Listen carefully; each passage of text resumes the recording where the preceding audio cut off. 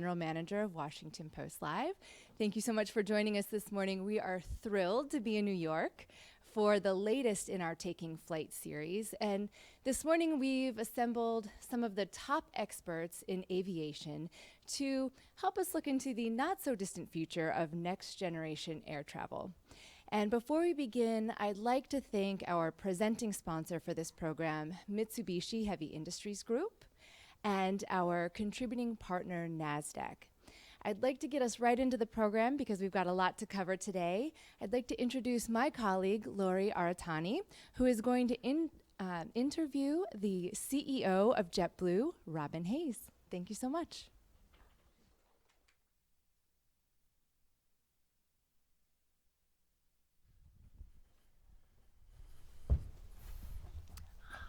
All set.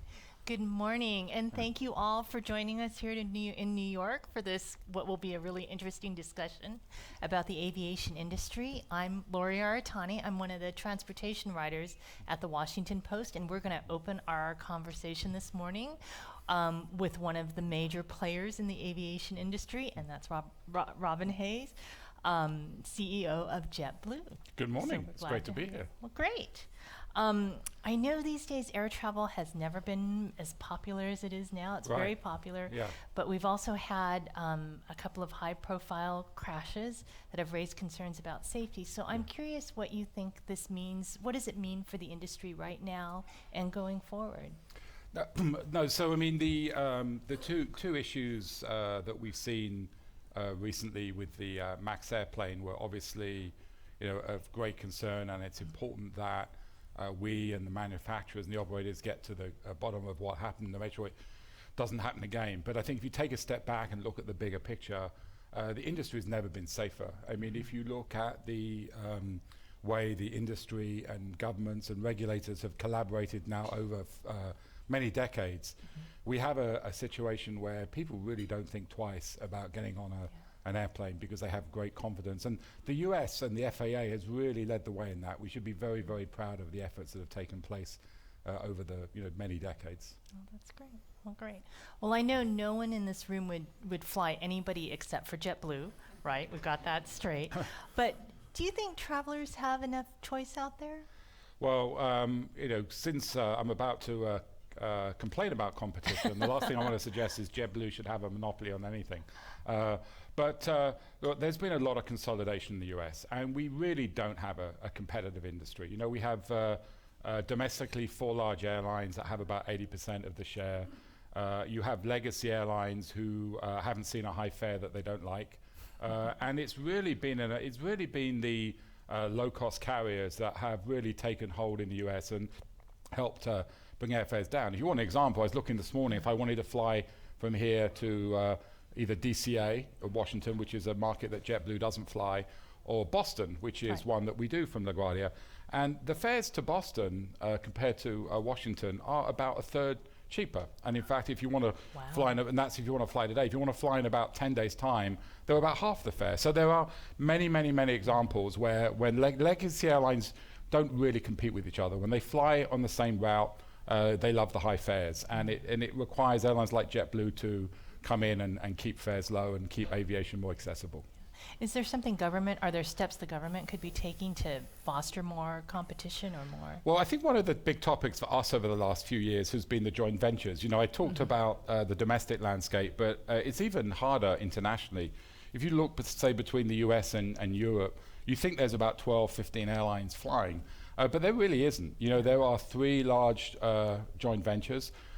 In these joint ventures, these airlines have a permission slip to collude, set pricing, set scheduling together. Look, if it happened to any other industry, they'd march you off to the penitentiary. But in aviation, it's taken hold, and it's really challenging because it means now, if we look, say, between here and Europe, you have most of the business in the hands of 3 large joint ventures, and that's why you get such high fares. I mean, if you want to fly from here to London in the next few days, you're going to be paid thousands of dollars, and it's really a service that is just not worth that much.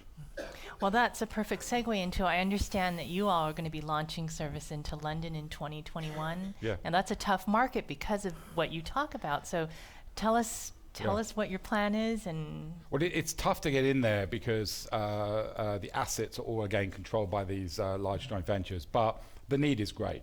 Yeah. You know, when JetBlue started flying from the Northeast to the West Coast back in 2014 with our Mint experience, we've seen premium fares halve since then, and the market's expanded. So we see the same opportunity to London and to other European markets where the fares have got so obscenely high that for a low-cost carrier to come in and discipline the market, lower fares, create more availability, I think that's a good thing. And it will mean that we'll be able to grow that market in the same way we've seen the market between the East and the West Coast grow I understand there's something called the JetBlue Effect. Yeah, the JetBlue Effect, actually, we didn't name it that. I mean, it's a great piece of branding, but it was actually, it was a survey that was done many years ago by one of the universities that looked at the effect of pricing. But you see it. I mean, just look at markets in New York where a legacy airline flies without competition and one where JetBlue flies against them, and you see a massive difference in the fares. So we might be seeing that once you start up in London. Oh yeah, I mean, now we're going to improve service. We're going to cut fares dramatically. I mean, you should not be paying $8,000-9,000 to fly to Europe from the US. You should be paying a fraction of that, and that's what we're going to do. Okay. Well, great. I'm sure that's good news for anyone who does business in London. Let's see. Well, I know that one thing that's also been a big topic is climate change. Yeah. And few industries are as affected by weather as aviation. We're seeing stronger hurricanes, and in some cases, I know out in Arizona a few years ago, the temperatures were so hot planes couldn't take off. So can you talk about how climate change is influencing how JetBlue does business? Sure. So, I mean, the aviation industry has to take, and I think for the most part is taking the topic of sustainability extremely seriously. Depending who you talk to, aviation is responsible for around between 2 and 3% of carbon emissions. So it's a significant amount, and so we have to address that. And actually a few years ago, the industry again collaborated with governments to create Corsair, which is a global carbon offsetting and reduction scheme for aviation, which says by 2020 we want to have our carbon emissions back to where they were in 2005, and by 2050 we want to have them at 50% of that level. So it's a major commitment to reducing the impact in the footprint of carbon on our industry. It really requires a few things to happen. First of all, the new generation of engines, which we're starting to see. I mean, we just took delivery of our first 321 with a new engine option on it a couple of weeks ago, and those engines are about 16 to 20% more fuel efficient. So that's a big commitment. Secondly, we need to see a more efficient air traffic control system. We don't have time to talk about that today, but whether it's here or Europe or other countries around the world, we're seeing an increased amount of carbon emissions just by airplanes circling, waiting to land, waiting to take off, because the system is not operating as efficiently as it could. It's operating very safely, but it's based on some very old technology. And for the third thing, and the other thing that has to fall in place, is the development of a scalable, sustainable aviation fuel market. And I think that's where we as an industry have to work much harder and collaborate with partners that can make that happen. We are all making investments in this sustainable aviation fuel market, but it's not yet of the scale that it needs to be for us to hit these Corsair targets. And the challenge is, if the industry does not take this seriously, two things will happen. First of all, you're going to see more and more people who view aviation as an evil and not want to fly. We're already starting to see that in some parts of the world. Right. And secondly, governments will use that as an excuse to tax people, because they'll say if we can tax it, we can call it a green tax. And many cases, maybe governments will reinvest that in green technologies, but there's also been examples where they don't. And the industry is already taxed. I mean, over 20% of your domestic ticket in the US is already going to taxes. And also the problem with taxes is it prices many people out of flying. And we don't think aviation should just be something that rich people can enjoy. So we have to get to grips with the technology. But, and it's at airports too. I mean, we've had a great partnership with the Port Authority here in New York at JFK, and we're switching all of our ground equipment by the end of the year over to electric ground equipment. And all these things can make a small difference as well. And I understand this is about being green, but it also makes financial. In some cases, it helps the bottom line. Yeah, I mean the cost of fuel is a massive cost for airlines. Usually, your first or second cost. Usually people is your number one, and fuel number two, or can be vice versa. But absolutely, I mean, from an economic perspective as well, airlines have every incentive to invest in this. Okay.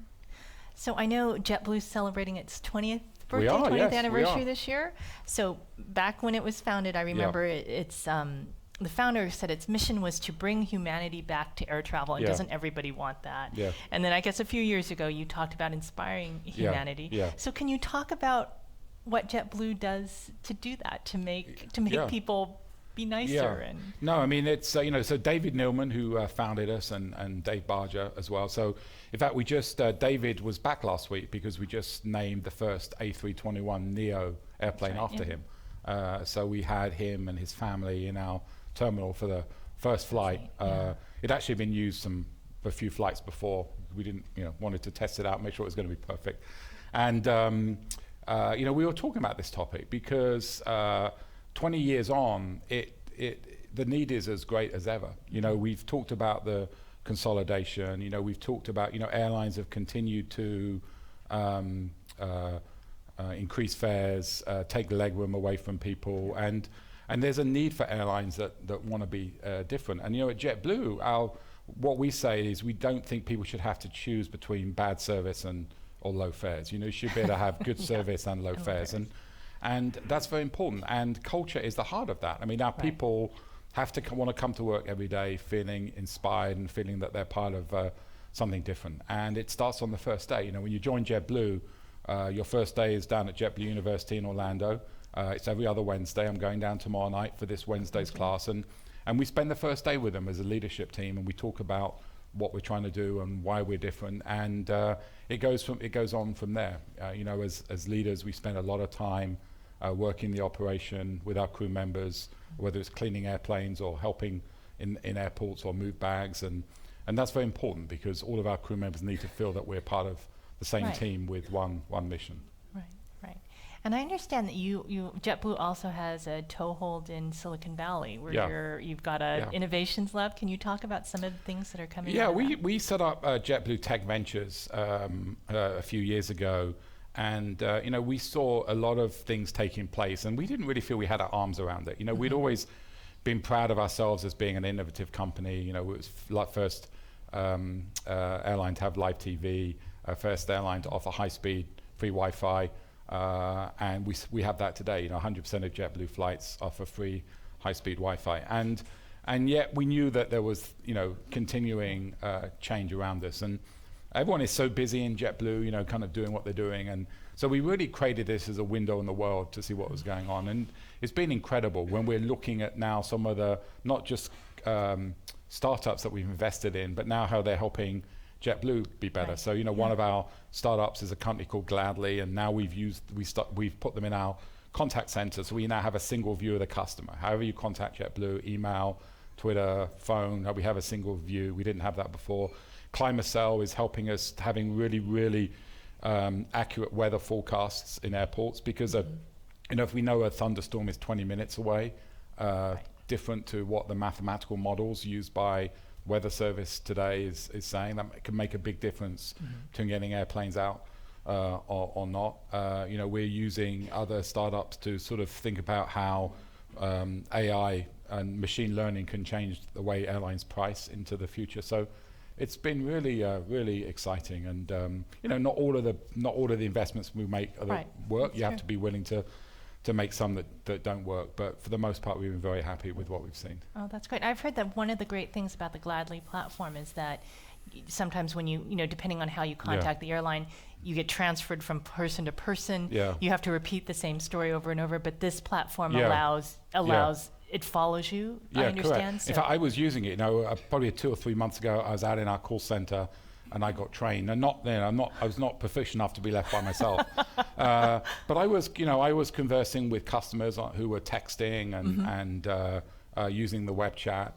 And it's for some things, it's a much more efficient way of communicating, because the answer could be quite simple. So a customer doesn't have to call up and hang on. They can literally just text you and get an answer. And it also helps us increase productivity, because for certain things you can be actually having 2 or 3 conversations at the same time. After about half an hour doing it, I was comfortable enough having 2 conversations. I'm like, I think I'm going to be here a few days before I can open a third, because I'll get confused. Well, did you resolve their issues? Of course, we always resolve our customers' issues. It might, or maybe the crew member next to me helped me resolve the issue. Oh, great. Well, I know one thing we always ask: window, aisle, middle seat. Oh, well, so I always do an aisle seat, because when I fly JetBlue, like, we work, so we often we'll give away tickets, we'll help the crew members with the service, and just talk to our crew members, and so we've got to be up and about. Can't sleep on the window seat. And I understand one of the things everyone pitches in once the plane lands. If you're yeah, part of the team. if you work for JetBlue and the airplane's on a turn, needs to be clean, then we all put on some glue gloves and help clean the airplane. That's another reason we keep our costs down as well. There you go. It's good to have anyone. I know that you guys have done a lot of work on the terminal out at JFK. Yeah.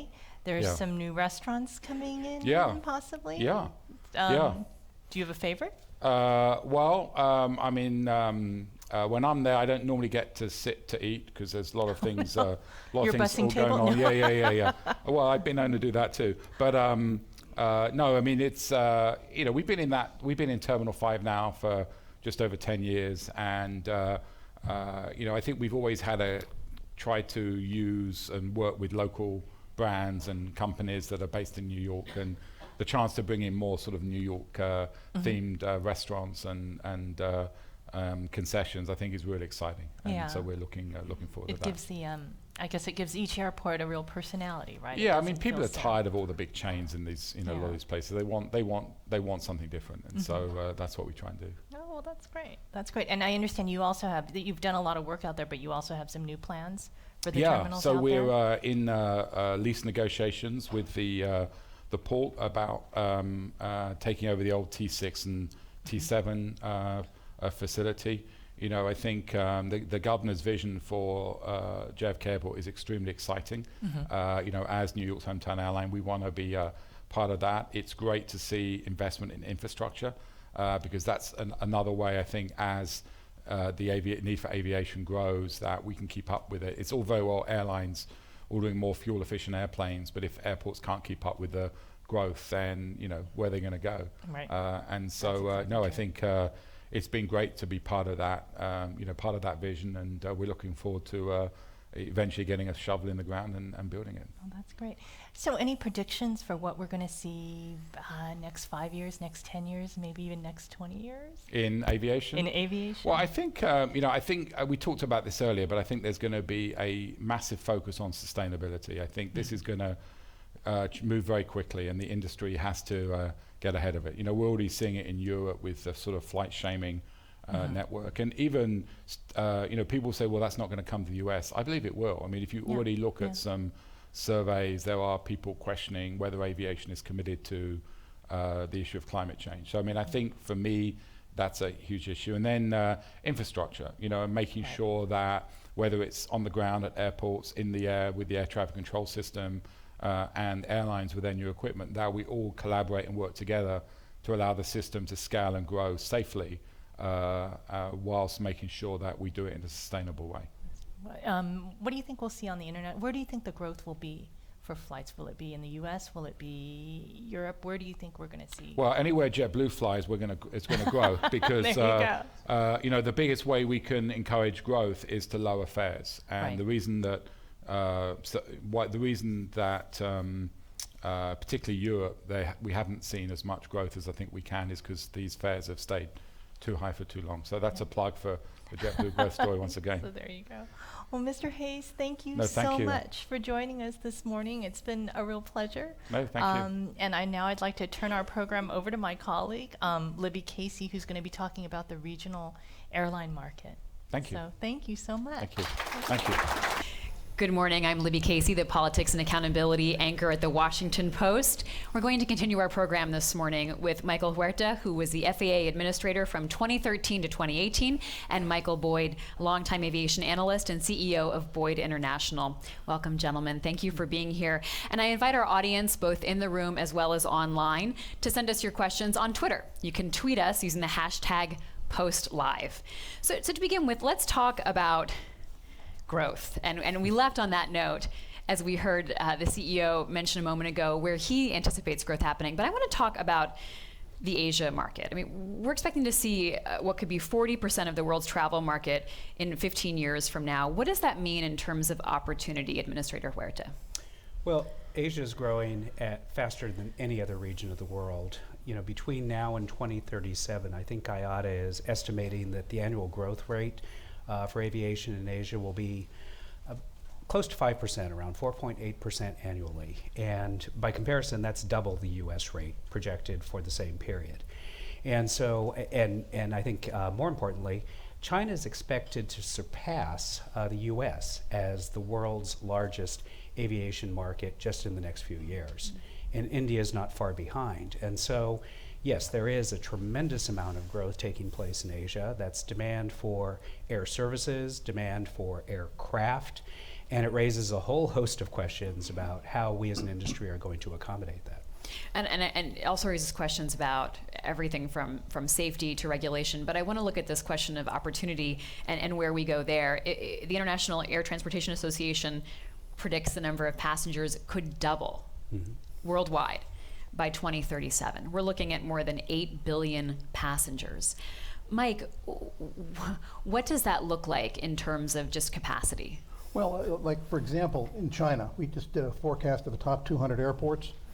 China is going to surpass the US, we think, by October of 2021.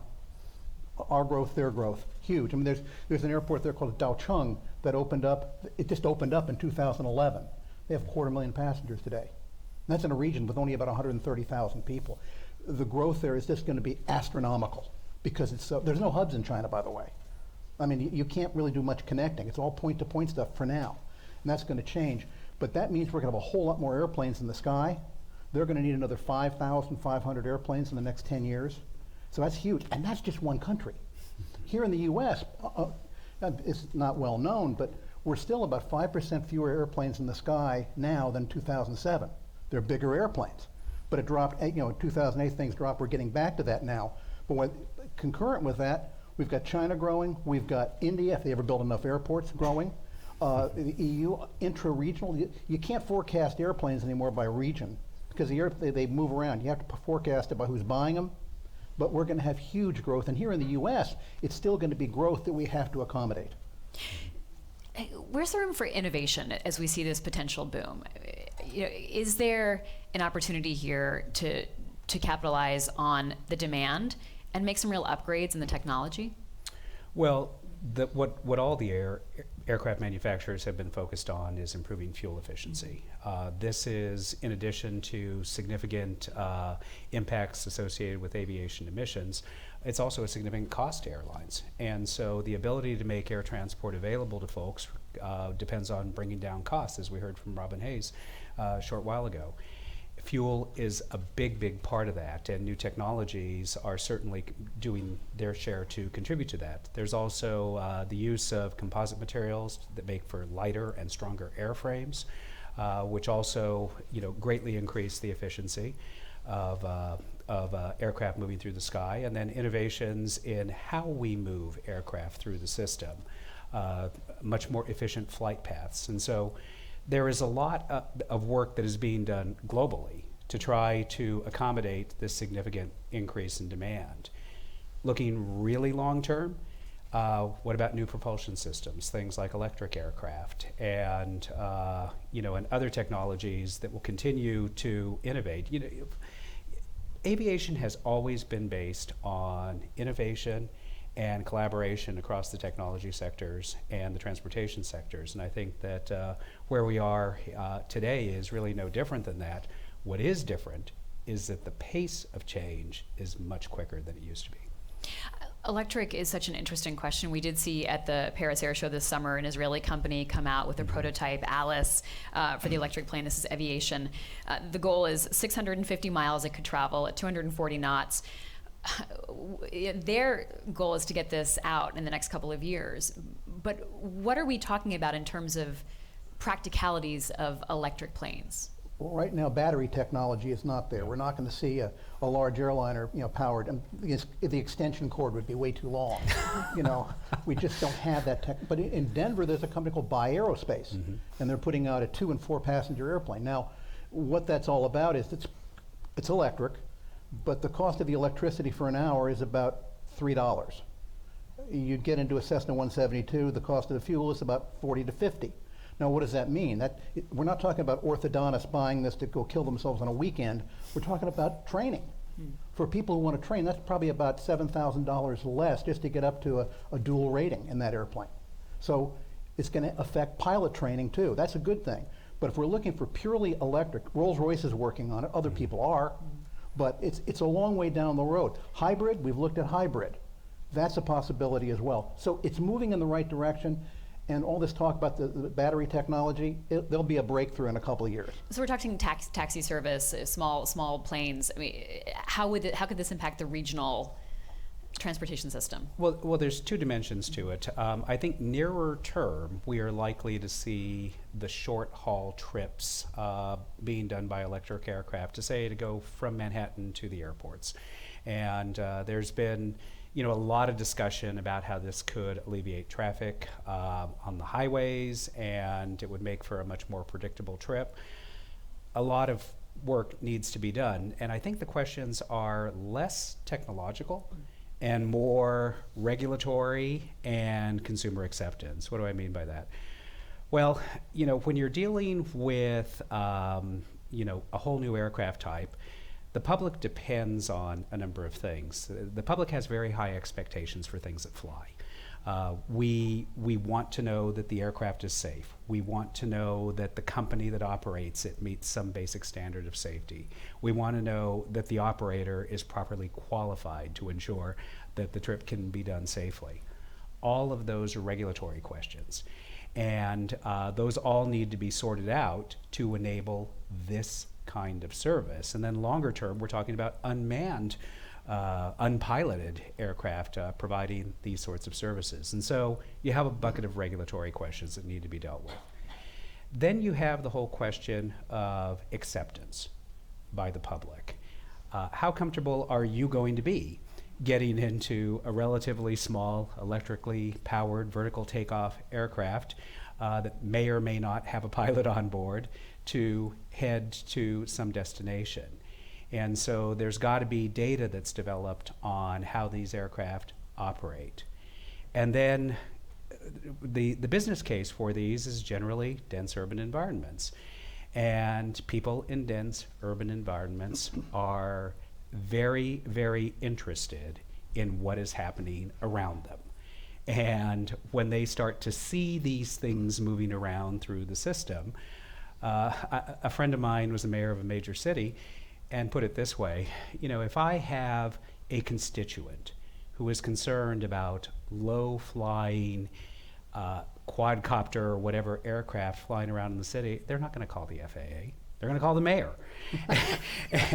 and what he was asking is, what authorities do we have as a city? Which then brings up another whole set of issues, and that's the roles of federal, state, and local governments. So a lot of questions need to be resolved there. Mike, I'd like you to weigh in on some of the points that Administrator Huerta brought up. What sticks out to you in terms of what could slow growth opportunities like that, and what could actually inspire things like the electric plane? Well, the real problem we have is the administrator will tell you, is managing this. Yeah. Making things that they don't run into each other. That's another thing. The other issue is, let's just say it's unmanned. It's going to be manned by somebody. Who's going to do that? How are they going to be trained? That sort of thing has to be worked through, and it's going to be at this level, the administrator's level. Well, that has to come. And that's a lot of work. So that's one of the things. Another thing that's going to be taking place, it's related to this, are drones, UAS. And I'm not talking about the things realtors use to take pictures of their listings. I'm talking about, again, in China, they're taking old AN-2 biplanes and making them drones. You know, and it'll land on 300 feet or something. That's going to change our entire logistics system as well. Yeah. Places like Worland, Wyoming could Yeah. become a major logistics center. Theoretically, over-road trucking could be replaced with this, and that has to be controlled too. And that means controlling the skies. Even over Wyoming, you're going to have to control the skies and monitor it. So I don't want a job with the FAA going forward, put it that way. Okay? Well, there's, you know, I think we did hit an important milestone just in the last few days when UPS received what's called a Part 135 operating certificate to provide unmanned package delivery services. And it'll start out relatively limited to provide supplies to hospitals and so forth. But I think that the fact that the big logistics companies are viewing this not as a whole new business, but an integral part of how they make their business more efficient, I think is really an important point. And you're going to see more and more of that. Mike is quite right, though, because you know, we have an air traffic control system that was designed to connect defined points with one another. And when we start to think about drones, and you start to envision a future where effectively everyone's driveway can become an airport, and you're operating at lower altitudes, talking to air traffic controllers is probably not the most efficient way to do that. There is a need for much more automation and much more standards development in terms of ensuring the technologies are there to ensure that the system can operate safely. Are other countries asking these same questions on the scale that you're asking them? Yes and no. I think the drone industry is truly a global industry. And there are a couple of different philosophies that characterize it. You know, in some countries, there is very much a push toward what I would call segmentation. Set aside defined airspace that drones can operate in, and let the traditional aircraft operate in different airspace to ensure that there's no conflicts with one another. That enables you to have distinct systems to operate each of those, and in some respects it's easier. The US has adopted a strategy of integration, which is that drones and traditional aircraft need to coexist in the same sky. And it's been adopted out of necessity. Where we see a lot of demand for drone transportation is the same place that airplanes of a traditional nature want to fly. The other thing is the United States has a very large and well-developed general aviation industry. And these are the private pilots, the business aviation that takes place throughout the system. And a lot of that takes place in what is currently uncontrolled airspace. And so if you're going to have a lot more unmanned aircraft operating, there need to be technologies to enable those systems can coexist and operate safely. And I'll just share with you one statistic that I think illustrates where this is all going. We have on the aircraft registry of the United States about 300,000 aircraft. Of those, some 7,500 are classified as commercial aircraft. That registry has been built up over the 100 years of aviation history here in the United States. We have had an unmanned aircraft registry since 2015. We have today on the unmanned aircraft registry about 1.3 million unmanned aircraft on the registry. And so just in less than 4 years. And we also, of those, some 13,000, nearly double commercial aircraft are classified as commercial unmanned aircraft. And so this is growing at a very dramatic rate. And so I think it's going to fundamentally reshape aviation as we know it. I want to talk about China again, because it's a place that you've both brought up, and ask you about who's controlling the airspace there, and why does that matter if you're an entrepreneur looking to try to get into the market? Oh, China's tough. Yeah. Don't. Yeah, let's start with that. No, it's controlled by the PLA, the People's Liberation Army.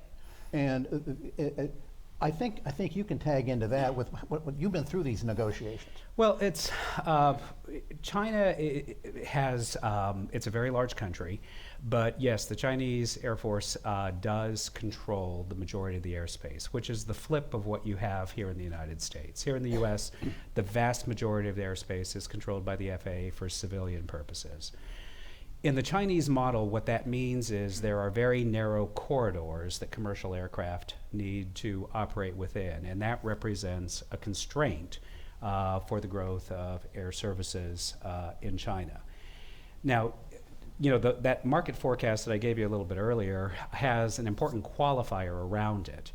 The qualifier is that it is a relatively unconstrained regulatory climate to see those levels of growth.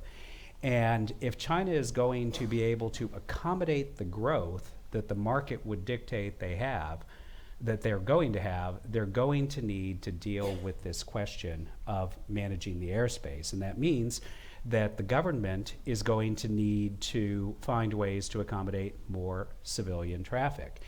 And so that's a tension that exists between industry, the private sector, if you will, and larger government interests. Are the rules outdated when it comes to accepted law, accepted rules of having a carrier in a foreign country that carries the flag of, let's say, a U.S. carrier going into China and doing puddle jumpers, doing place to place? That's not going to happen. Why not? Well, you hear this stuff about, why don't we let foreign carriers fly in the United States? Then we'll get more service in Lansing and Chicago. You think anybody's going to fly Lansing from Chicago, a foreign airline? Not in the right mind. The point is, we have It may depend on the cost. And legroom and everything else. I mean, if you think about what the consumer is looking at versus well, let's talk what about you were the looking consumer. at. The Yeah, consumer please. has changed. Every communication channel has changed. 40 years ago, if you had an IBM correcting Selectric, you were at the top of the technology pole. Today, not only are they gone, but the stuff they were putting out is gone. I don't have to type out a memo now to the accounting department to get last month's numbers. They're already online. So the whole communication channel has changed. Like we were talking earlier today, between Hartford and LaGuardia, that was a big market with an airline I work with. No flights today because people aren't going. Albany, Boston used to have 40,000 people. There's not an airplane in that market. That doesn't mean people are lined up at Albany International Airport pining away to get to Boston. It means they don't need to go there anymore. So where these things change is going to be very, very important. And a place like China, they've got problems way down the line to work out, as the administrator just mentioned. But in the U.S., we've got to rethink how people communicate, and air travel is a very important part of it. We've got to rethink the infrastructure we need to do it. Going back to your question, though, I think that it is important to recognize that governments typically view aviation as a strategic industry. It is something that is very much intertwined with larger questions about how the country develops economically and how the country might rely on the industry for reasons of national defense. And China is no different, and I think that, in fact, China, I think, has taken it even a step further. They view the development of their aerospace industry as really pivotal to their emergence as a global power.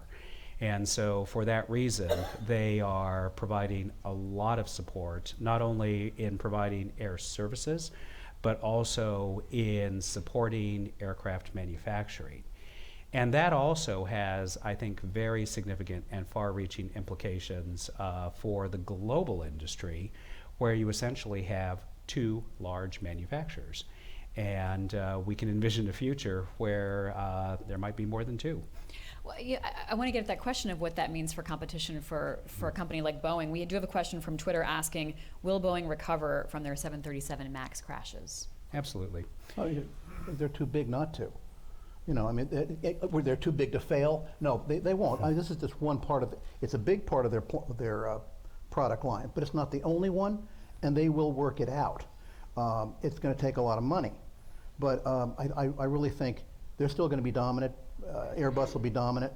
Embraer is now part of Boeing, or will be.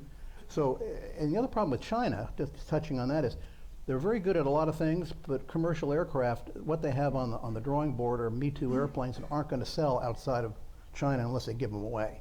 So Boeing and Airbus don't really see a whole lot of aren't going to see a whole lot of competition from there or from Russia. By Me Too airplanes, do you mean copycat? They're Just, yeah, they're literally copycat, or they're just inferior products. The C919 is an inferior product. I would agree with that with a qualifier. And the qualifier I would put on it is that China is a significant market for aircraft. And so,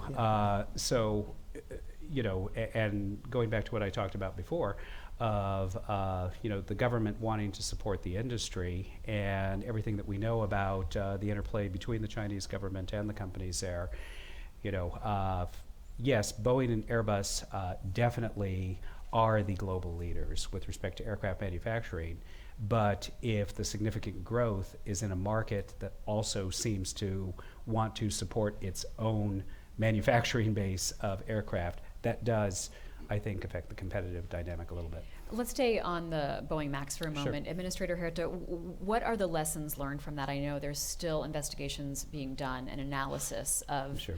of the interplay of technology, pilot training. What are the lessons that we can apply and questions we should be asking as we look at a boom in, as we talked about at the beginning of this segment, passenger use, a boom in places Sure. like Asia?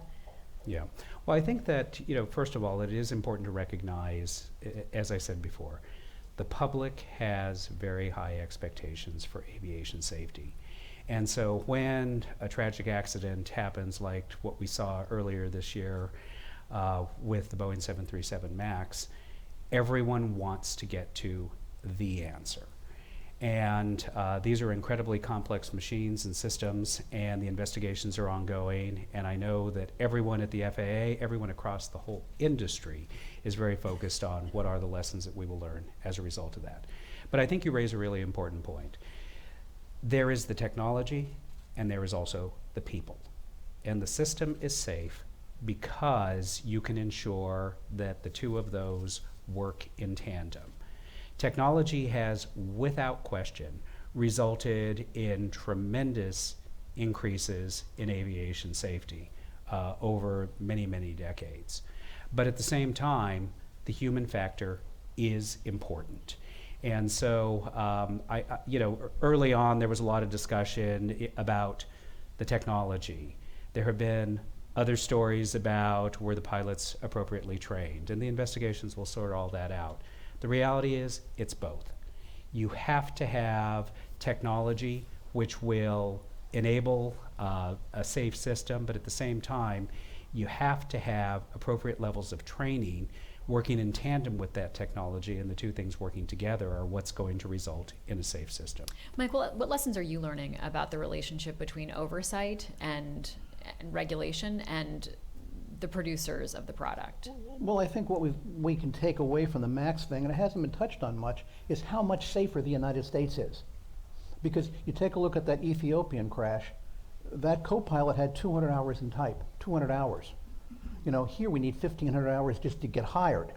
So there might be a pilot shortage in the United States, there's no safety shortage, and I think the strength of the U.S. system and the U.S. oversight is really coming into play here. We could criticize how the MAX might have been certificated, but I think that's more something that we're doing to improve the system that was already pretty damn good to start with. One thing that I think it is important to point out, though, is since the mid-90s, the aviation system has relied on a collaborative approach to regulation. What that means is the regulators and the companies within the industry openly share data, and there's a high level of transparency between them. And one of the things that I have found troubling in the debate is that we need to establish a hard and bright line between the role of the regulator and the role of the companies. And I think that would be a terrible mistake. We had that before the early 1990s. Where there was a very adversarial relationship that existed between the regulator and the companies across the whole industry. And 1996 was one of the worst years ever in this country in aviation safety. If we had that rate of aviation incidents and accidents that we had in the mid-90s based on today's traffic, we would be looking at an incident or accident, say, every 3 weeks. we would never stand for that. And I think the point that we don't want to lose sight of is this collaborative approach has resulted in greater aviation safety. Yes, there are lessons to be learned from the MAX, but let's not throw out the whole regulatory model. Let's focus on what can we learn from this particular incident. I want to get back to a question from Twitter. We talked earlier, we heard in the last panel, the CEO of JetBlue, Robin Hayes, talk about climate change and flight shaming and how that's something that's becoming more and more prevalent in Europe, but it also could come over here to the US. So someone's asking on Twitter, is that having an effect on the climate change conversation when it comes to industry? And as we look at regional carriers, as we look at a boom in desire to fly all around the world, Mike, you're looking at me like you. Can you say the word Luddite? I mean, let's crawl back into a cave and not do anything. So flight shaming, I think, is really stupid. I mean, it's like, wait a minute, we need to get around, we need to travel. So therefore, how do we make it better? That's what Robin was talking about. How do we make it better? But to look at somebody, your neighbor, you're taking a trip to Dusseldorf, how could you do such a thing? That's nonsense. Well, so what do you see as the productive outcome of this? Like, how do people channel their energy then, if you're not a fan of that, into actually making concrete change? Well, what are things that are going to reduce emissions, number one? And telling your neighbor to stay at home is not going to do that. Well, That's dumb. let me give you an argument, though. What about, why not just use high-speed rail? Why are we talking about a doesn't boom work. in regional aviation? High-speed rail does not work. We can't build high-speed rail in this country. LA to San Francisco is going to stop at every whistle stop.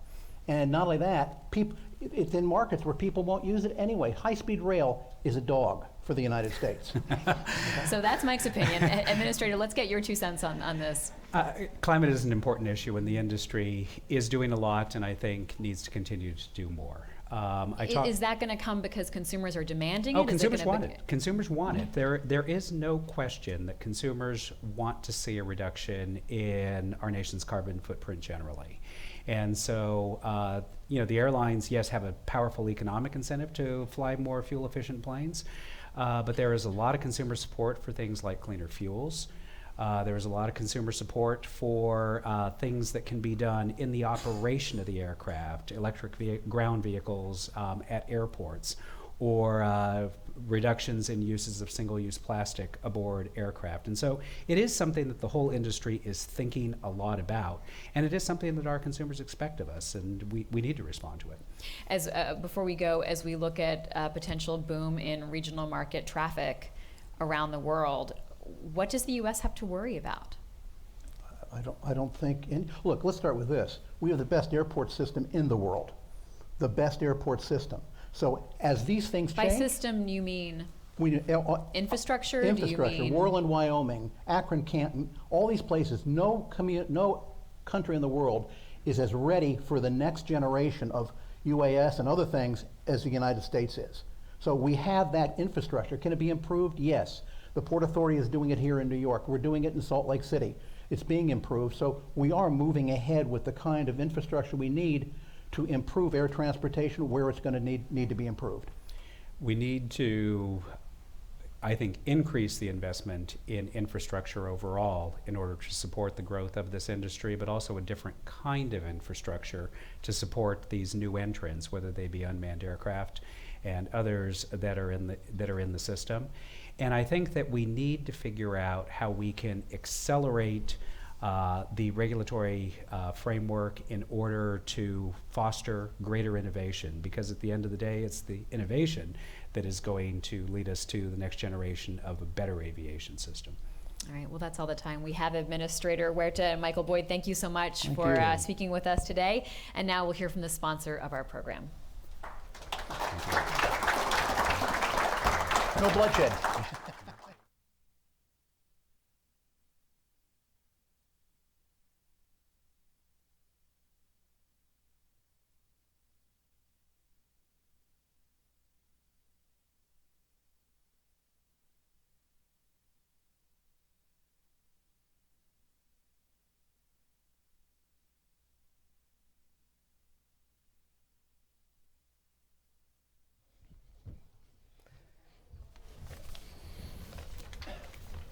Good morning.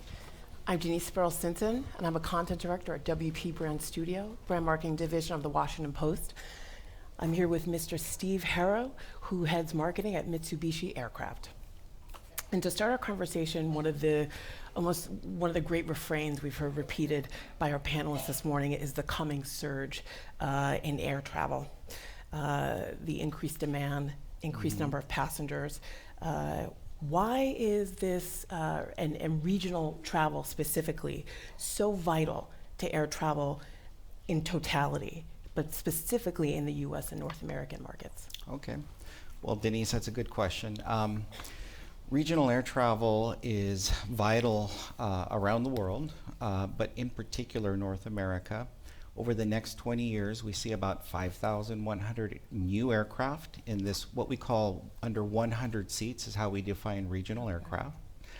And North America is vital because the way the system has developed and because of the geography of the country, it is ripe in its prime for regional air travel to exist. There's large body of land where there's not a lot of large hubs. So these smaller communities are served by smaller airports, secondary and third airports. A lot of small town USA is only served by regional aircraft. As a matter of fact, 63% of all airports in the US are only served by regional jets. And half the flights in this country are regional jets. So as you see, LaGuardia, JFK, O'Hare, Los Angeles, all of these large aircraft taking out of these large hubs, they're served by smaller regional aircraft. Okay. In terms of how it will be necessary to rethink the passenger experience in the coming years, so as that surge starts to really take place and unfold, how is it going to transform what the customer and passenger experience is like? Well, unfortunately, regional air travel has been kind of ignored in terms of passenger experience. As a matter of fact, the whole segment in terms of the airplane performance, having new innovations, has been kind of ignored, and the mainline aircraft have gotten a lot of attention over the last 10, 15, 20 years. And so Mitsubishi is really, really focused on bringing back a focus to honoring and respecting people. And that's the people who fly the aircraft. It's the people who are servicing the people on the aircraft. It's the people who have to maintain the aircraft. Everything we do is about making that experience better. And at the end of the day, if people are not buying a ticket, this entire industry collapses. So we talked about growth, we talked about the opportunities for new aircraft coming in over the next 20 years. But at the end of the day, if a passenger is not buying a ticket, none of the system works. And so it all starts with having something that's of value to a passenger at the right price, the right experience. So we looked at it and we said, why is regional air travel so vital and yet there has been no innovation? That is unacceptable. So we're coming in and we're saying, how could we do a couple of things? Number one, improve the performance of the airplanes, because fuel is a direct and one of the largest portions of the operating costs of aircraft. And it's also your fuel burn is also directly tied to your emissions and the environmental impact. So Mitsubishi has been focused on looking at how could we design an aircraft that'll serve this regional market, that'll have lower, matter of fact, double-digit better fuel economics than today's aircraft, but at the same time have a much lower environmental impact.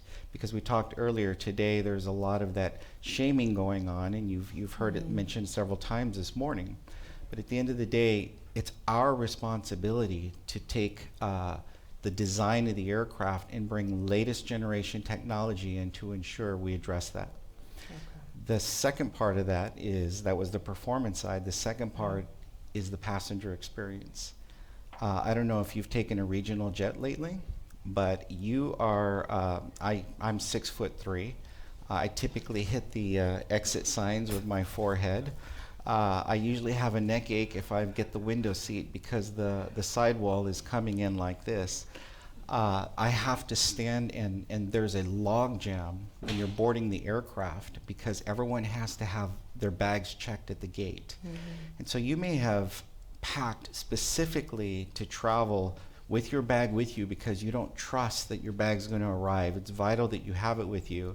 And as soon as you get to an airport and you switch to a regional jet, the first thing they make you do is check your bag before you get onto the aircraft.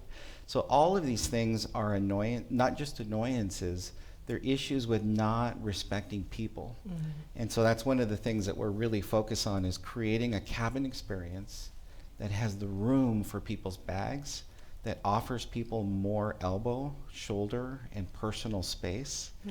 And by having the widest cabin and the tallest cabin, we were able to do that. I think one advantage we have, and it's new, is that we have a clean sheet design. All of the current regional jets are modifications and evolutions of older aircraft, and they keep trying to get more and more benefit out of those older aircraft. We're specifically looking at, we got a clean sheet. How do we design it right from the beginning? So that consideration that you're talking about for the passenger, optimizing the cabin experience, how do you balance that also with the need for performance, which is so vital? It's both. And this is something that's very important. Today, airlines are forced with a choice. I either choose a more efficient aircraft, but everyone walks off the airplane with their neck like this, or I get a little bit larger aircraft, but the economics are not as good as the smaller one. We're bringing to market something that brings double-digit economic advantage, as well as a better passenger experience. And I think the two of them together is what's going to really change this industry. What we like to say is there's no more compromise, because, again, with a clean sheet design, you have the opportunity to do that. And now, Mitsubishi, being a Japanese company, how has that informed some of the design approaches that you've taken to your new fleets? Well, that's a good question. We are a global company.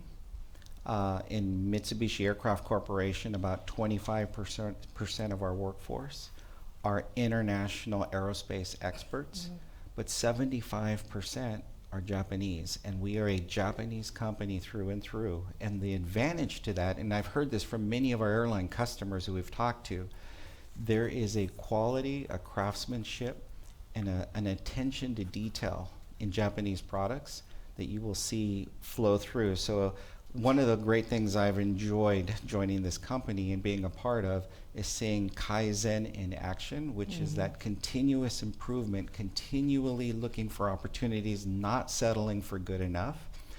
And number two, this respect for people. I think this whole notion of honoring and respecting people is a value that becomes part of our design philosophy. There's a saying in Japan, it says, Ichigo Ichi-e. And what that really means is every moment counts, because this interaction we're having on stage right now may be the only time, Denise, you and I will ever see each other. Make this moment count. And so as we take that design principle, which is really grounded in Japanese philosophy, is make every moment count, including boarding, including navigating to your seat, including having personal space for your bag, having the widest seat of any regional jet. As a matter of fact, there's hardly any jets in the world that have wider seats in economy than this regional jet. Again, clean sheet design gives you that opportunity. But as we think about every touch point, we also want to think about this notion of peace and tranquility. I think that's another thing that's important. As you look at Japan, the Japanese gardens are full of areas that you could escape the busyness of the city, and you can relax and find a peaceful place to gather your thoughts, to refresh. As we looked at this aircraft, we thought, how do we find a way to, as you go through the challenges of working your way through security, as you try to navigate through the airport and jumping on and off trams, as you're being told and control is being taken away from you, as you're being told, take off your shoes, take off your belt, go through that line, not this line, your bag has to be opened. As we go through this, how could we create a threshold as you cross that aircraft door that there's a different experience? And so, again, that Japanese garden thought of just peace and tranquility has permeated all elements of our design. So now speaking more generally, Yeah. turning our gaze now to the future. Yeah. Things that you're mentioning now, unique design approaches, a new consideration for the passenger experience. Yes. How do you see it all pointing forward towards the future generally, and the bigger transformations that are coming to regional air travel? Well, it's interesting. I've done a lot of research over the years with millennials. And as an example, by 2021, half of the business travelers in this country, and actually globally, are going to be millennials. They have a different set of expectations in terms of what peace and tranquility is. So we have to keep that in mind. So technology, we have to be able to adapt new technology quickly. And one of the things is always connected. That notion of, if I'm connected on Earth when I'm on the ground, why can't I be always connected when I'm in the sky? And when I'm in the sky, why is there so much lag and inconsistency and the experience is so terrible? This actually works a couple of ways. If we can fix the issue of latency, which is how draggy and how slow, and the bandwidth issues, which, by the way, there's many systems that are going up, like low Earth orbit satellites. We're getting high throughput satellites for those high dense routes around the world. These are offering opportunities for a better experience. Airlines have not been able to really maximize the ancillary revenue opportunities that are associated with Wi-Fi technology and broadband connectivity, because the experience hasn't been like it is in your living room. As we start to match that experience, and you start having that ability to stream your favorite Netflix and other things like this, then all of a sudden people will get into their seat. They'll have this wonderful personal space, but they'll also have all of that connectivity to always keep them connected. Okay. All right, then I want to thank you very much for your time, and then turn the program back over to the Washington Post. Thank you. Thank you. We'll continue our program now by looking at how travel will change in the years to come as a passenger, on the ground as well as in the air, and how the pilot's cockpit may change. We may see it go from 2 pilots to 1 pilot to, could it even be no pilots at some point in the future? I'm joined by the Executive Director of the Port Authority of New York and New Jersey, Richard Cotton, as well as John Nance, a pilot himself and an aviation analyst for ABC World News tonight. Thank you so much to both of you for being here. And for our audience here as well as online, you can send us your questions on Twitter by using that hashtag #PostLive. So let's start the conversation by talking about what you are doing, Director Cotton. The Port Authority operates the 3 major airports in the New York area, LaGuardia, Kennedy, and Newark, and projects are in place for massive upgrades at each of those airports. But I want to focus on this wholesale rebuilding that's happening at LaGuardia. It's an $8 billion project, and this is tackling an airport with a terminal that former Vice President Joe Biden once called a third world country. So, groundbreaking was a few years ago. Where are things at? Is the transformation happening? Absolutely. I have to say, I think the Vice President Biden's comment was well deserved and well taken. The slightly bigger picture, and I'll come right to LaGuardia, is the Port Authority, in terms of our 3 major airports, is driving $30 billion of investment. It's the largest capital investment in our airports and the Port Authority's nearly 100-year history. And we intend to completely remake and transform LaGuardia, JFK, and Newark. If you start with LaGuardia, because it is the project that is furthest along, although we have a major terminal under construction also at Newark. It is an $8 billion construction project. There are 2 halves to it. We work with private partners. They're both public-private partnerships, and it is in full swing. And it is a rebuild of an entire airport. The last time that happened in the United States was Denver, and that was a greenfield. At LaGuardia, the airport is being rebuilt. Every single passenger terminal and facility, with the exception of the landmark Marine Air Terminal, is literally being torn down to the ground. The entire roadway network is being torn down to the ground to be replaced by new facilities and a new, much more efficient roadway network. We have a public-private partnership on the western half, LaGuardia Gateway Partners. We have a public-private partnership with Delta on the eastern half. We are, because the airport is operating, and I might say it is operating at record levels, which is quite contrary to what our prediction had been, but almost every month LaGuardia is setting passenger volume records. We are rebuilding this airport while operating LaGuardia. What that means is that we can never tear down an old facility until new capacity has been built, because the airport as a whole can never lose capacity. So last December, the first new concourse was opened. It has 16 of 18 gates now operating. Prior to that, we opened the new west garage. Come the middle, in the next 30 to 45 days, we will be opening a new concourse on the eastern end of the airport. Delta Concourse will open, and then mid next year, one of the brand new and very large arrival and departure halls. In fact, it is the one that you see most prominently if you drive past the airport on the Grand Central Concourse will open. So all of this construction has to address and has to consider safety and security probably foremost, the extraordinary expansion in passenger volume. All three of our major airports are setting passenger records. We need obviously new facilities, Vice President Biden's comment.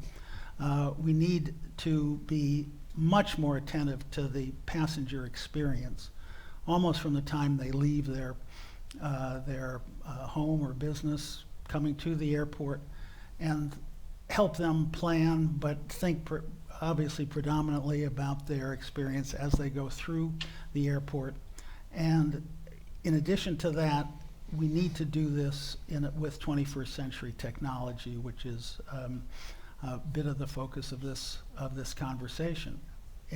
And also have an eye on sustainability, and also have an eye on access to the airport, which is our high focus on creating mass transit rail links to the airport. I want to dig into some of those issues in a moment. I want to get you into the conversation to get a sense from you, John, of how, as directors of airports, as infrastructure is created, how much of this is catch up and how much of it is looking forward to the future and saying, we're going to need places to put drones, cargo planes. We're going to need places to bring in the high-speed rail coming from a place like New York City. Well, we have, of course, in the United States, a lot of infrastructure problems, and this is what you're talking about, is rebuilding the bus while you're driving it. The bus is already there. We already know what is needed, just in an expansive way. But we also are going to have to look at where we're going to go with quadcopters, if that comes about, automated cars and trucks. A lot of stuff is going to be changing, and it depends on the public's willingness to get in something that may or may not have a pilot, as Michael Hurta said. It may or may not be something that you're familiar with. So it's a combination. We're trying to increase the level of utilization of the infrastructure, decrease the impact on the passenger, et cetera, while we're trying to look for where do we go in the future. Are we going to have shopping centers as now suddenly heliports? We tried to do this with helicopters originally, and it didn't work for many, many different reasons. The idea that everybody was going to have an airplane in their garage, everybody was going to have a helicopter, there were going to be all sorts of city in transportation elements, and the tilt rotor. So we're going to be seeing this change as we're going along, but building that basic infrastructure back up is very important. So what are some of the advancements in technology that you're trying to implement in these upgrades? Well, it's really from the basic building blocks, which have not existed. For example, we now have mobile-friendly websites where people can obtain not only their flight information, but also understand as they arrive at the airport if they're going to face a wait at security, how long is that going to be? But what we're trying to do, and looking to the future, is to simply make that experience much more fluid. So very soon you will see biometric check-in at airlines. You'll see biometric security screening, the arrival at the gate in terms of getting checked in into the aircraft, biometric. And the goal here as you go through is, if you want to order food to be picked up at the gate, if whatever the digital capabilities will be much more central to the passenger experience. Great question already coming in from Twitter. Galinda's asking, what are officials doing to prevent hacking? And isn't this a major concern as we start to rely on an increased digital operation? This goes for everything from getting on the airplane to the pilots who are navigating the controls, John. Yeah, it is. There's been some controversy about can anybody hack into existing systems in airplanes right now. One of my recent books kind of got into that, and the short answer is no, it can't happen immediately, but there are some entry points that are going to have to be watched very carefully, because we got a lot of clever hackers out there, not only in this country, but as we know in Russia, and they're looking for any opportunity they can, whether it's for terroristic purposes or otherwise, to be able to get in and manipulate. Right now, I think we're fairly hardened up, but as these airliners become more and more capable of flying themselves, and I don't just mean the auto-flight system, we've got to worry about entry points, for instance, through the entertainment system and things like that that could get into navigation. Rick, what are you thinking about that as you try to secure the infrastructure you're creating? Well, as I said, safety and security has to be at the top of the list in terms of every element of the reconstruction and operation of the airport. So cybersecurity is front and center. We brought in some of the world's leading experts in terms of looking at our systems, both at headquarters and at the airports, and just have to stay ahead of the bad guys. Okay. Let's talk about this question of automation and when automation is a tool and when in the public's viewpoint it might go too far and might actually be detrimental. As we look at the Boeing MAX crashes in Indonesia and Ethiopia, and as the evaluation process happens to ask this question of automated technology versus the pilot's ability to control the plane, John, what is your takeaway as this unpacking happens? Well, first of all, going back to what Administrator Herta said, he's absolutely right. It's a very complex investigation. The NTSB and others are going to take a long time to unravel it with Boeing. But one thing is, there are several things that are very clear right now. One thing is that, in my view, the MAX should never have been grounded. That was really a false grounding, because there's nothing wrong with the airplane, but there's a lot wrong with pilot training worldwide, and we are going to end up with a major problem even in the United States, with new pilots in the right seat that have lesser capability because they haven't been exposed to basic aviation. That is one whole large focal point that we need to pay attention to.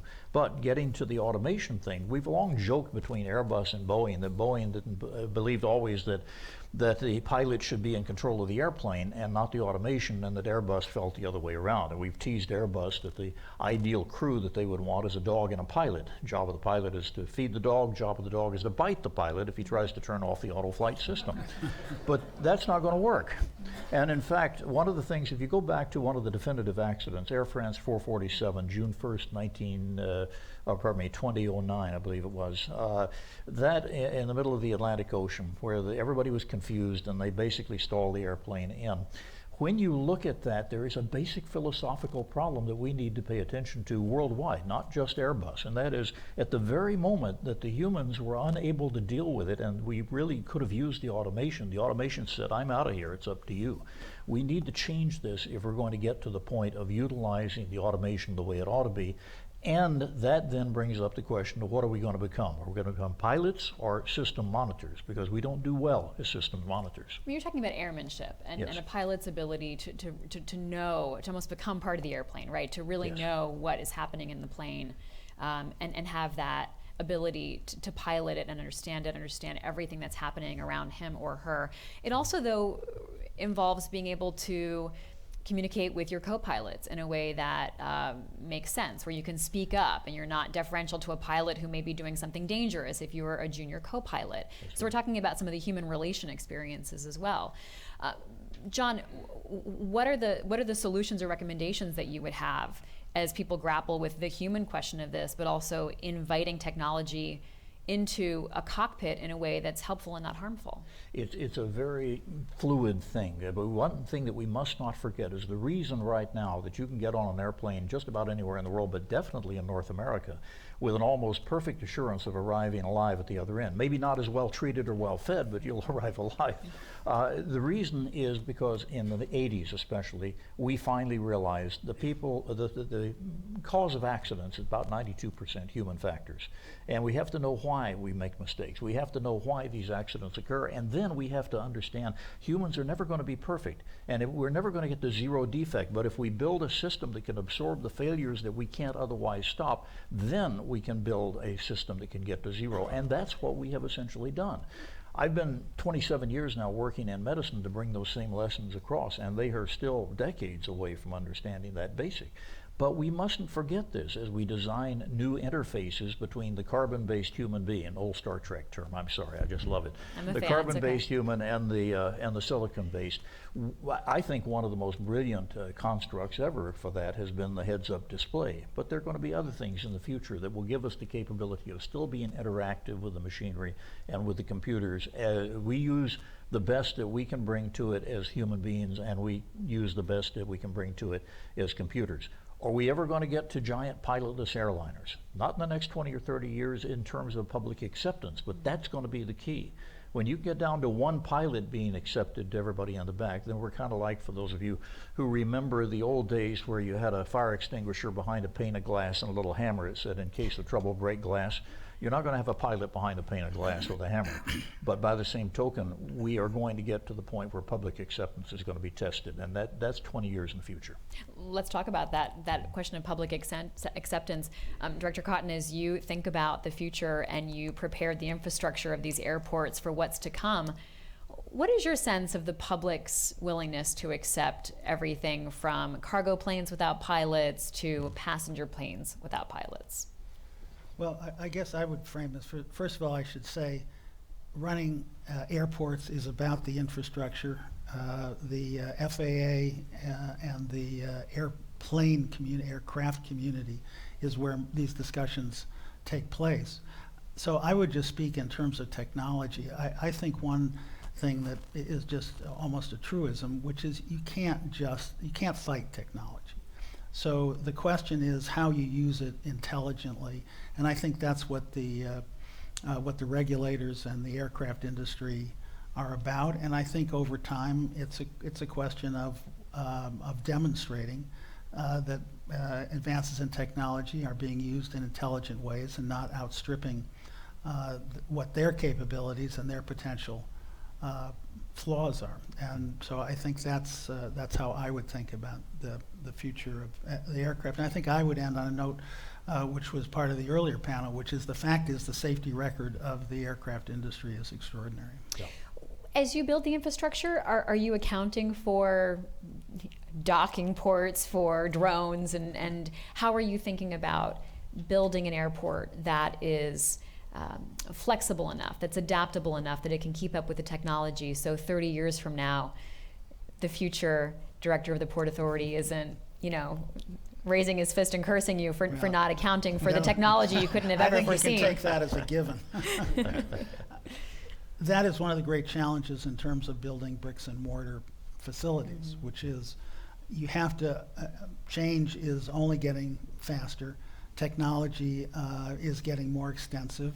The virtues that technology bring to the table are extraordinary, and that is the real potential for airports in particular, which we're focused on performing better. But the other challenge is not to build the bricks and mortar in a way that in any way undercuts or limits what you can do in the future. So a lot of attention to that. But since obviously you don't know the future, you don't know in what direction technology is going to take us, it really requires an infrastructure which is, it overbuilds the capability of being able to put additional elements in as a modular matter, being able to add capabilities. So the question of do we wind up with small electric air taxis being a dominant form of transportation to the airport? Do you wind up, as was an earlier element of discussion, with actually huge pressures in terms of regional aircraft growing in volume? That then relates to management of airspace in terms of the airspace being able to safely handle a much higher volume of traffic, and it puts big pressure in terms of how the airport is going to manage trying to avoid aircraft lined up either waiting for a gate or in line waiting to take off, and all of those are front and center. You know, getting to the airport is often a challenge, especially in a high density place like New York. So what are you anticipating in terms of that question of, will people be taking electric, essentially cabs, electric planes to get to the airport, or are we looking at more high-speed rail? Are you anticipating things like self-driving cars? Like, how are you thinking about that? Well, in first place, I mean, in my judgment, we are focused on mass transit rail links to all three of our major airports. I think from an environmental point of view, it is critical to do that. I think given the congestion of our roads, it's critical to do. And I think in terms of passengers, what they are primarily looking at is reliability and predictability in terms of being able to get to the airport. And mass transit rail links serve all of those. The question of what happens in terms of air taxi capability, we're looking at that. LaGuardia in particular, given its small footprint, is going to have the greatest challenge. But the point is, we're trying to stay flexible and try to understand where these trends are going. I think intermodal is very important, and I couldn't agree with you more. Matter of fact, I was on one of the airport commissions in Seattle and once made the statement, I would not give any federal, if it was up to me, the king question, I wouldn't give any federal dollars for an airport unless they had done their best to put a train station in the basement and do everything they can to make it intermodal. Our friends in Germany know how to do this. They've been doing it in Frankfurt for many years. And it makes sense. Sometimes we kind of look at the airport, not so much here because of the way everything has evolved, but in other areas as this citadel for aviation, and we don't want to get those rubber tire things too close to it. We certainly don't want to get those rail things too close to it. Intermodal is a very efficient way of doing it, but we will end up with some form of quadcopters or whatever else in the future, and as that comes online, going to the other part of the discussion about air traffic control, that's going to be high-speed automation. We absolutely have to have it. Right now, and forgive me for diverting, but this is important, I think, our air traffic control system consists of human beings who are pressed to the max all the time. They are expected to be 100% perfect 100% of the time. They can't be, but the mistakes they make and the mistakes the pilots make, usually we work together and we make sure that it doesn't come to grief. We can't continue that way if we have a sky full of airliners at twice the numbers that we do today, or smaller craft, or hovercraft, or whatever else you want to put in there. So we're going to have to lean on automation, but it needs to be with respect to as much intermodal as we can get. And one other thing, the role of high-speed communication has not really been properly looked at, I think. Now, I made a prediction a couple of years ago that was not right, because I thought by now we were going to have so much teleconferencing that it was going to begin to demonstrably eat into the number of passengers who were going to be going from point A to point B.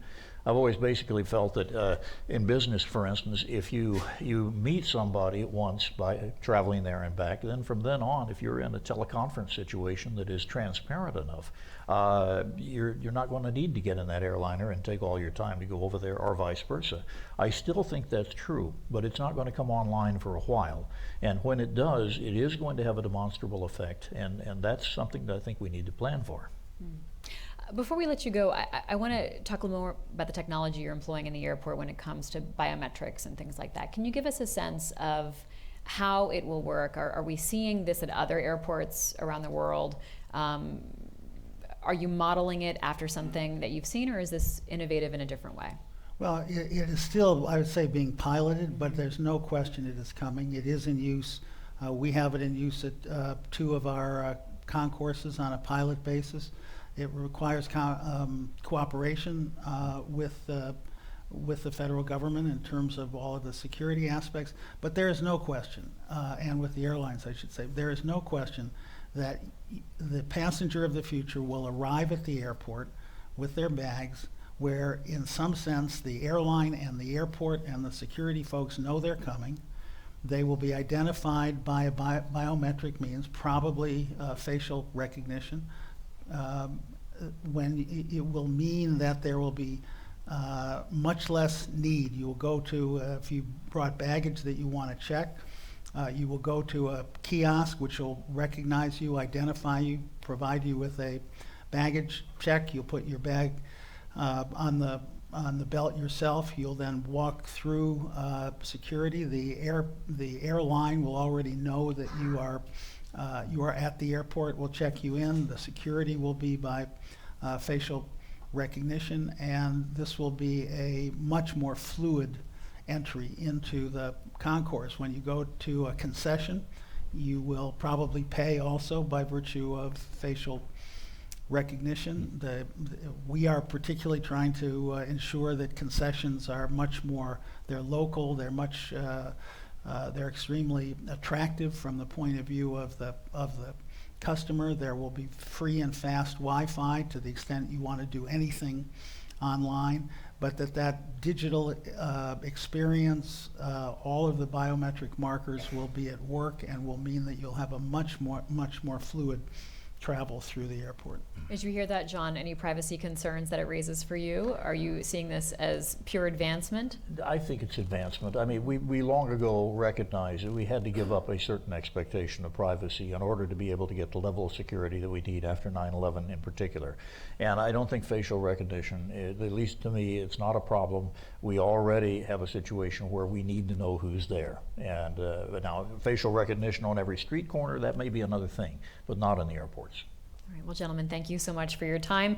John Nance and Director Richard Cotton, thank you very much. I'll now turn the program back over to my colleague, Lori Aratani. Thank you.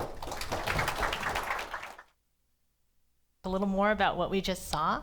I'm joined by two men who are who may be pioneering completely new ways to get us from here to there. Eric Ellison is the head of Uber Elevate, and Blake Scholl is the CEO of Boom Supersonic. And just as you have before, I know you'll have lots of questions. So for those here in the audience and those watching online, be sure to tweet your questions using the hashtag #PostLive. So, Blake. So Supersonic seems to be having a real moment right now. It's part of the Trump administration's agenda. The FAA is looking at new rulemaking, and NASA is working on developing an aircraft. I know there are others out there too. What's fueling the comeback after it went away in 2003? It's a really funny thing to have a technology and then lose it and actually go backwards to a capability that we had 50 years ago. And we've had that with supersonic aircraft. We've had that with moon rockets, and really those are the only two places.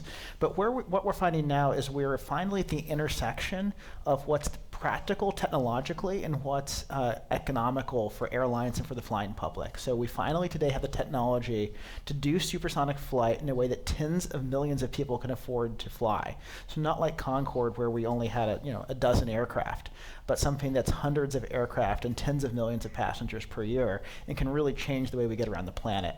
And that's something that really everyone can get excited about. Mm-hmm. Oh, great.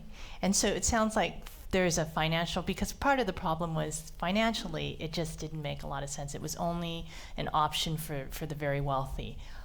There were also safety concerns. So what about the finances is going to make it work this time? Well, Concorde was just too expensive. It was a $20,000 ticket, which is not daily transportation for very many people, and it's an expensive bucket list item.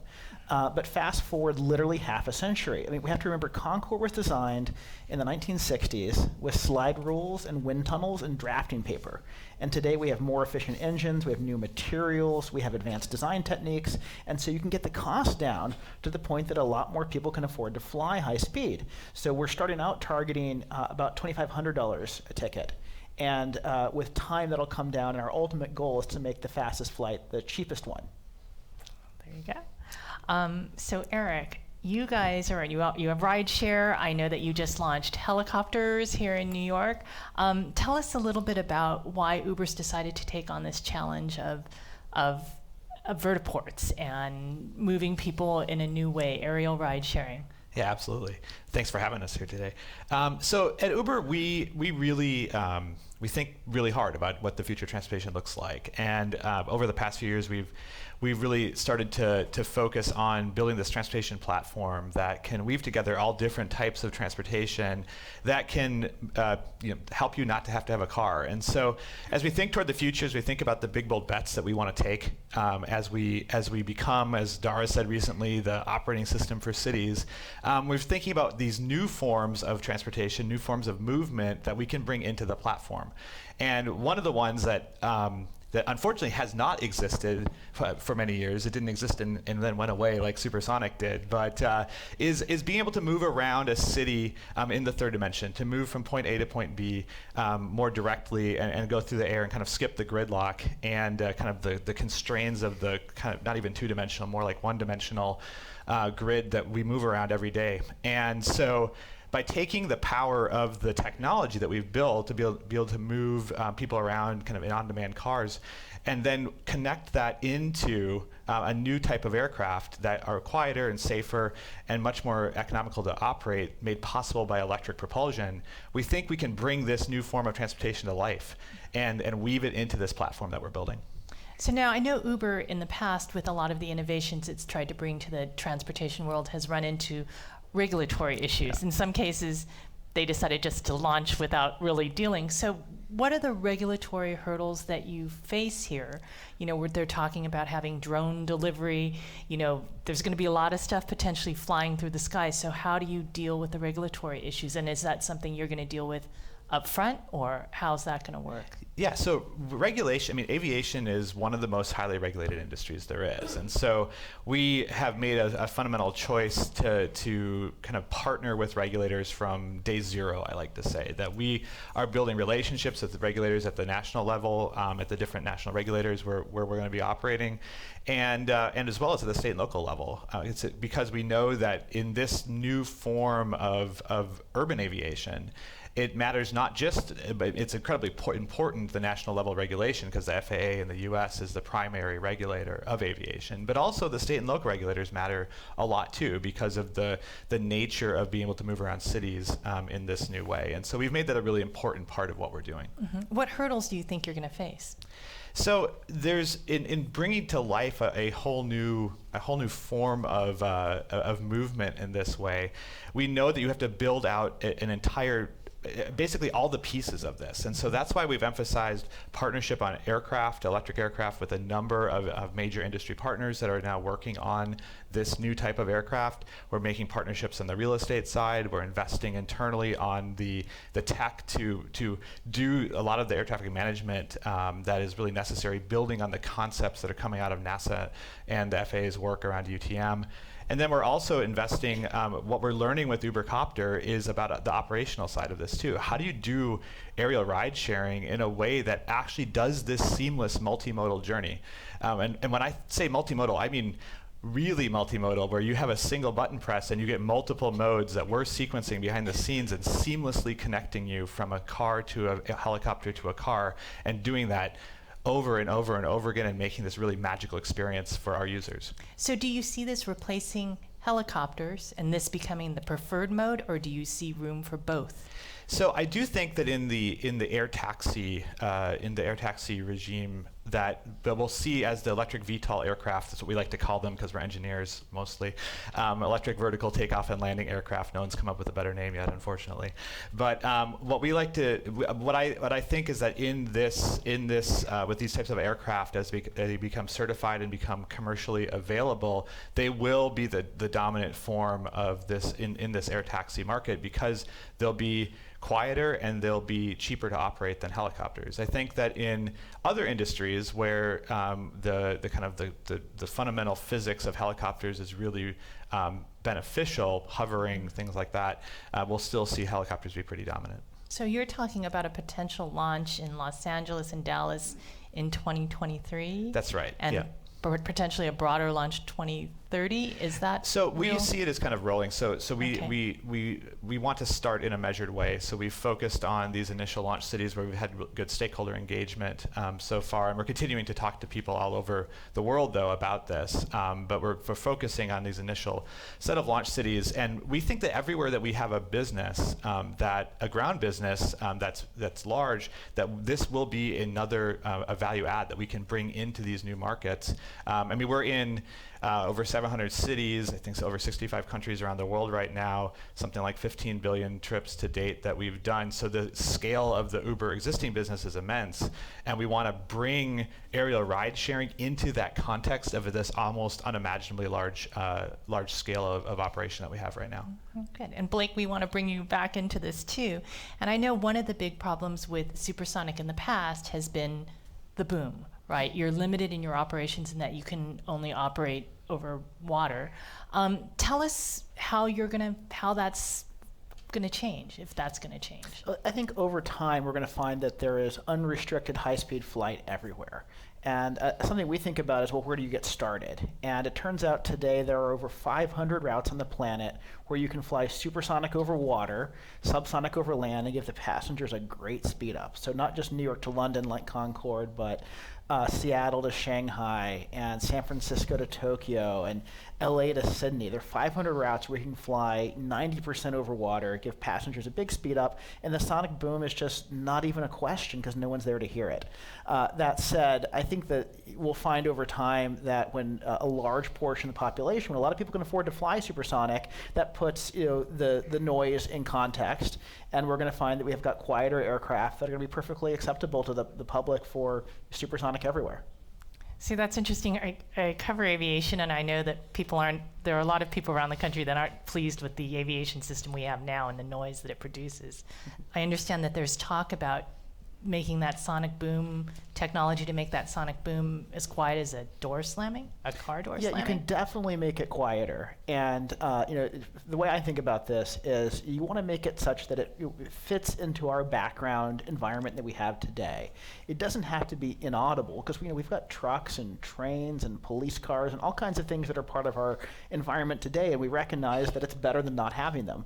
And I think aircraft are much the same way. When there is a broad benefit to the public, that puts the sound in context, and you have to make it quiet enough that it's non-disruptive, that it's something that doesn't bother you as you go about your daily business, and that's where we're going to be going over the long term. So the hope is that there's a groundswell of people who embrace the technology, and that is a counter against those that might not like the noise or the air traffic. I think you make it quiet enough that people want to be able to fly San Francisco to Washington, D.C. in 2 hours instead of 6. And that the noise is just not a material downside. Now, I think it's going to take time to get there, and we're not going there in one iteration. That's why we very deliberately said we're going to start out focusing on routes that are mostly over water. That's where the flights are longest today, and there's the biggest benefit from having a speed up. So you start there, you get everyone really excited about the future of high-speed flights and what that does for making the planet more accessible. And then over time, you iterate to make them quieter and quieter. And at some point, those two things cross, where it's quiet enough and exciting enough that it makes sense. And what kind of timeline are you looking at? Well, we want to do this as quickly as possible. And so we're aiming to take our first passengers in the mid to late 2020s. And that'll be the transoceanic routes. And what happens with supersonic everywhere is above my pay grade to be able to predict. Well, Eric, we have a question for you from Twitter. Thank you all. So Uber's lost a lot of money this year, $5 billion in the second quarter of 2019. So what's the business model for Uber Elevate that's going to make it work, going to make it profitable? Yeah, so we believe that you have to kind of invest in future things, because if you don't invent the future, someone else will. And so we continue to make big, bold bets across different parts of our business, because we think that this is we're just scratching the surface of what is ultimately an incredibly immense market all over the world. And so we're going to continue to do that. So you're willing to take the losses, that you're gambling on the losses, that you're going to be profitable? So for Elevate, I mean, we know that we have to invest now if we want to make this possible in the future, and so we're continuing to do that. And it's we're doing research and development to make this possible. But we think that we have a good time frame. We think that the economics of Elevate work out.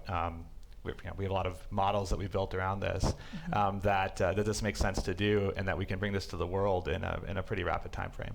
So we saw the pictures. So tell us how the model will work. I know that you all are initially talking about $5 a mile? Are we talking short hops? How is a typical trip gonna work, at least in the first So we built a bunch of, we have a lot of movement data about how people like to move about cities and urban and semi-urban areas. We take our own data, we supplement it with third-party data, and so we understand where there's pockets of demand for movement generally, kind of overall. In an urban or semi-urban area. And so what we do is we look at kind of where the best spots are to place skyports, we call them. So these are the nodes that you take off and land from. We don't think that in any reasonable time frame you'll be taking off and landing from your own backyard, because we don't think it's really feasible.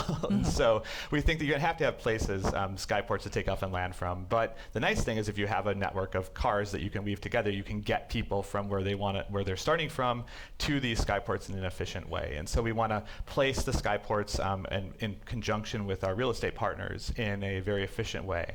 So when you open the Uber app, you'll see an option just like you see Uber Black or Uber X right now. It'll be Uber Air. And when you select that, it'll be this true multimodal journey that gets you gives you a car to get you the first mile to the skyport. You'll then seamlessly be transferred onto the aircraft along with 2 to 3 other people who are basically being real-time batched into those aircraft. We see it as a shared product because that's a way to get the costs to be something accessible for many more people. And so, and then you'll fly to the remote skyport, and the same thing will happen, but in reverse. And so there'll be cars that are dispatched just in time, so that you'll have the car waiting for you, or getting there just as you land and get out of the aircraft, and it will take you to your final destination. So this is just exactly what we're doing with Copter right now, actually, just in a very limited way. So I was going to ask, what lessons have you learned? I know you haven't been up and running, but what lessons have you learned about the logistics from Uber Copter now that it's up? Yeah, well, one of the things we've learned is that doing true multimodal seamlessly is really hard. It's actually like a really big challenge, and that we have to build the tech now to make this possible. I mean, little things that don't matter in the context of a single trip, when you start to link the modes together, start to matter more and more. And so we're really focused on identifying those and working them out and making sure we build the tech and the operational flows kind of behind the scenes to make this as seamless as possible, and then doing it over and over again every day. Great. And that was a question, thank you, Brian, from Twitter. So that was from Brian on Twitter. We have Steve now on Twitter with another question. We'll get you back in, Blake, I promise. With another question, we just talked about noise issues surrounding supersonic flights.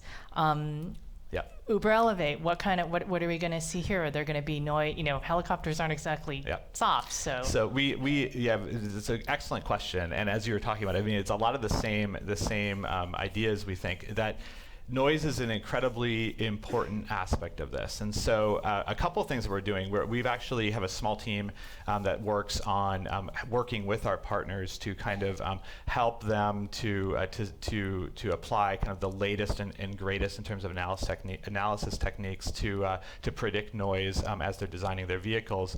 And because we think that it's achievable using distributed electric propulsion, which is the key vehicle level technology that makes this whole thing work, to have essentially about a 15 dB reduction in noise on takeoff and landing from a typical equivalent size and weight helicopter. So that's a super important piece. The other thing is that with distributed electric propulsion, you actually take off and land vertically, but then you convert to wing-borne flight for the overflight phase. And so in that phase, it's basically silent. I mean, you don't really hear these aircraft if they're designed right. And so it is an incredibly important part of this, because you have a very different noise exposure window then. So you have reduced noise in takeoff and landing, almost no noise in overflight.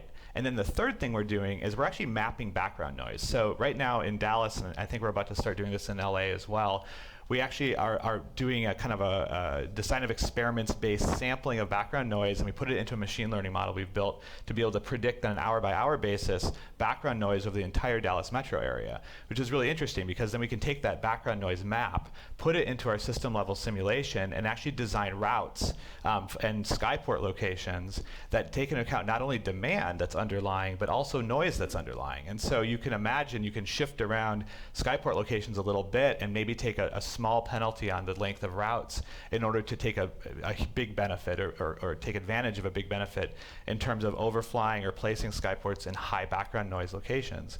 Because we know that people's noise sensitivity is largely relative. If you're in a high background noise location, you're not as sensitive to noise as if you're in a quiet rural location where the background noise is basically imperceptible.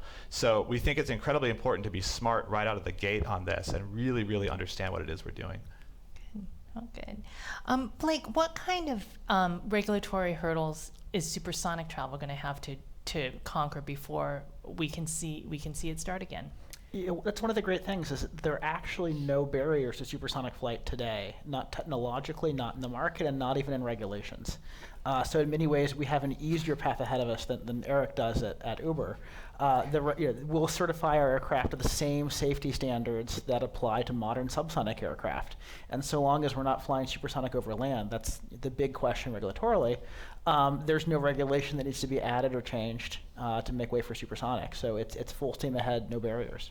So you're talking about what kind of time frame for carrying passengers? The mid to late 2020s. Mid to late 2020s. Yeah, so our first aircraft, we're building it now. It's going to be in the air around the end of next year. That'll be history's first independently developed supersonic jet. And think of that as a prototype for the first passenger airplane that will then be full steam ahead on and in the air, mid 2020s. So will these planes have to go to the FAA certification process? Yes. Yeah. We'll go through the same certification process as any other passenger aircraft. So 2020 and still have to go through the FAA certification process. I understand that can take as long as 5 years. Yeah. So the first prototype that's flying next year is pre-certification. So that's doesn't have to go through the same approvals process as the first passenger aircraft. But we've been working with the FAA kind of behind the scenes for several years now on the design of the first airliner, and so we're confident that this can come to market, and at least in aviation terms, in short order. Mm-hmm. And I think everybody loves the idea of faster, smoother, cheaper too. But how do you safety-wise, right? We have had I know that's a different aircraft, but I think there are still people out there who are concerned. This is a new aircraft. This is a technology that used to be there, but it also had safety issues. I know there was a fatal crash. Mm-hmm. So how do you convince people that this is safe? We take safety incredibly seriously, and that's one of the reasons we're starting off by building a prototype, so we can learn a lot of those important lessons before we finalize the design of the first passenger aircraft. And so not only are we meeting the same safety standards that other aircraft go through, but we're going beyond them in many cases. So for example, the design of Overture, which is our passenger aircraft, is designed to be resistant to engine failure in flight. An engine blade cannot cause the cabin to depressurize just based on the layout of the aircraft.